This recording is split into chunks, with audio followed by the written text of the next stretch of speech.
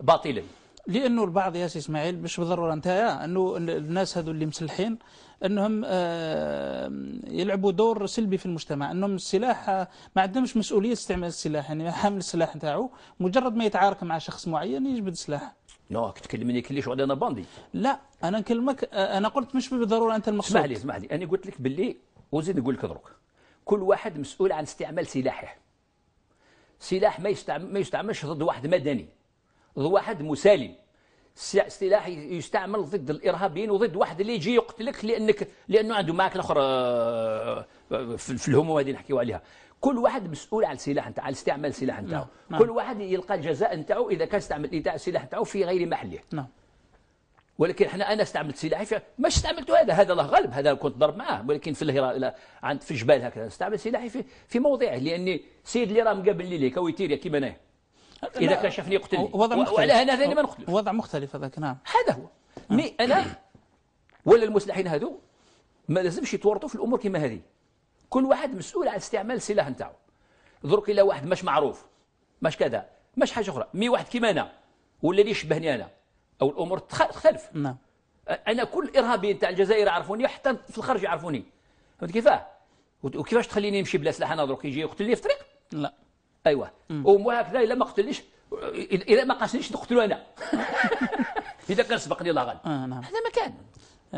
سي اسماعيل لانه الوقت يداهمنا، اذا كان في الختام انا حبيتك توجه بعض الرسائل لبعض الاسماء اللي ربما عندها علاقه بك. داكور. شوف انا نوجه لواحد. انت سالتني هذاك النهار واش هي الكلمه اللي نقولها لرئيس الجمهوريه ولا مش عارف.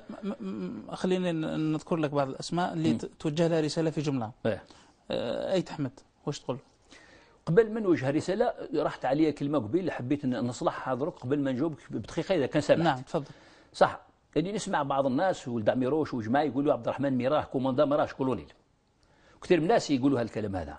لازم يعرف باللي هذه الامور هذه تسوت، لان السيد اللي يكون قائد الولايه هذا في قانون كونغري دو لا سومام. نعم تفضل. يصبح كولونيل. حاول نقول لك هذا قرار تصديق. نقرا لك منه واسمع يسمعوا الموضوع باختصار سي اسماعيل. باختصار اي ما نقراش نروح ديريكت هنا. بناء على قرار لجنه التصديق الصادر بتاريخ 10/11/86 وباعتبار المهام او المسؤوليات الممارسه خلال فتره كفاح التحرير الوطني عقيد قائد الولايه الثالثه. ما نكملش يكفي خلاص. يعني عقيد قائد الولايه الثالثه. يعني وزاره المجاهدين اعترفت بانه عبد الرحمن ميراه هو عقيد وليس كما ما يهضروش هذا. نعم هي فرصه لك انك وضحت هذا ما كان. ولكن اعطيني في جمل قصيره. انا شوف ايت احمد مثلا وش هي الرساله اللي توجهها؟ الزعيم التاريخي وجه رساله سيدي احمد درك راه استقل من مهام نتاعو. درك ما بقى برك الا نقولوا له يعني ان شاء الله يا ربي تسوى المشاكل الحزب نتاعو هذا يتسوى في المستقبل. ما توجهلوش رساله يدخل الى ارض الوطن يعني ما يدخلش. حتى نقول له دخل ما يدخلش. واش نكون انا باش ندخل؟ او رئيس الجمهوريه ما يقدرش يدخل وقت. نعم. هذا ما كان. سعيد سعدي واش تدخل له؟ سعيد سعدي لازم يحبس التهريج هذا باش حنا نحبسوا. كيفاه؟ يخطيو هذه الحكايه هذه. احنا كلنا اخوه. كيفاه؟ حنا كنا وبلاد واحده ومصير واحد. فهمت كيفاه؟ السبان هذا والعار هذا وطيح الفلان وكذا هذاك ماشي هكذا وهذا ما يصلحش كل هذه الامور. اذا كان الناس هذو هدؤوا احنا نهدؤوا. يعني تنصحوا انه ما يتكلمش في التاريخ. ما يتكلمش مش شغلي وانا ثاني ما شغلي، ولكن انا عندي الحق خير منه باش نتكلم في التاريخ. نعم. انا اكبر منه سنين دابور. انا اكبر منه سنين وانا مخضرم. انا عشت الحرب وهو ما عاشهاش. نعم. ايت حموده في جمله هذا نقولوا يعني في جمله في جمله نقولوا يسقم شويه روحه وما يزغش باباه وما يمشي لا يمشي على الارض كيفاش هكذاك مرحا. كل الناس راهم عندهم اولاد الاباء نتاعهم شهداء خدموا الوطن وكل وما يحقرش ماذا بيه ما يحقرش شرطه نساء ما يحقرهمش. هذا هو عارف علاش يقول لك هذا. فرحات مهني واش تقول له في جمله؟ هذا يروح يشوف طبيب نفسي طبيب العقل باش يداويه. او يشوف سعيد سعدي هو الطبيب تاع العقل. واش تقول علي بالحاج؟ علي بالحاج يزيه من التمسخير هذا ماشي يكون الجماعه يروح يخطب ماذا به يروح للدار يتوب لربي سبحانه وتعالى يغفر له ان شاء الله، وان كان هو خطر بينه وبين شعب الجزائر نهر من الدماء وجبال من الجمج. هذا كلام طويل عريض ليس مجاله. تحب تخسروا؟ لا لا انا قلت لك في جمله الرئيس بوتفليقه هل تنصحه بعهده رابعه؟ لا ماشي عندي واش نقول له رئيس بوتفليقه. اول رئيس بوتفليقه نحترمه خاطر مجاهد اولا واكبر مني سنين واكثر مني تجربه، مانيش رايح ننصحه ولكن نقول له خبر ماذا به يرد باله. او كاين الناس يسرقوا باسمه او الناس يعتادوا على الناس يظلموا الناس اخرين باسمه، اذا حب يعيط لي نقول له الاسامي.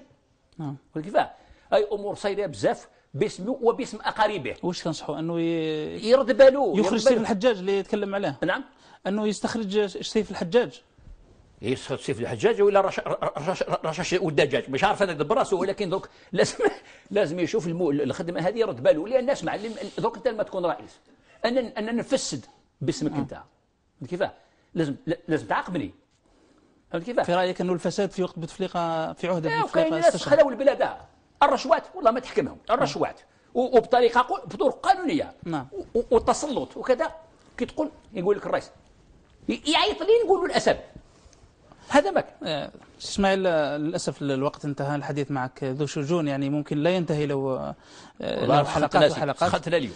فاشكرك على هذه الشهاده، واشكرك ايضا على سعه الصدر يعني لانه كنت مستعد ان تجاوب على اي سؤال مهما كان الاحراج، فهذه يعني شهاده بشجاعتك. اشكرك على قبولك الدعوه وعلى الشهادات التي قدمتها. مشاهدي الكرام، الى هنا انتهى وقتي معكم. اضرب لكم موعدا في الحلقه القادمه مع ضيف جديد لنبحث معه عن الحلقه المفقوده. الى ذلكم الحين، السلام عليكم ورحمه الله تعالى وبركاته.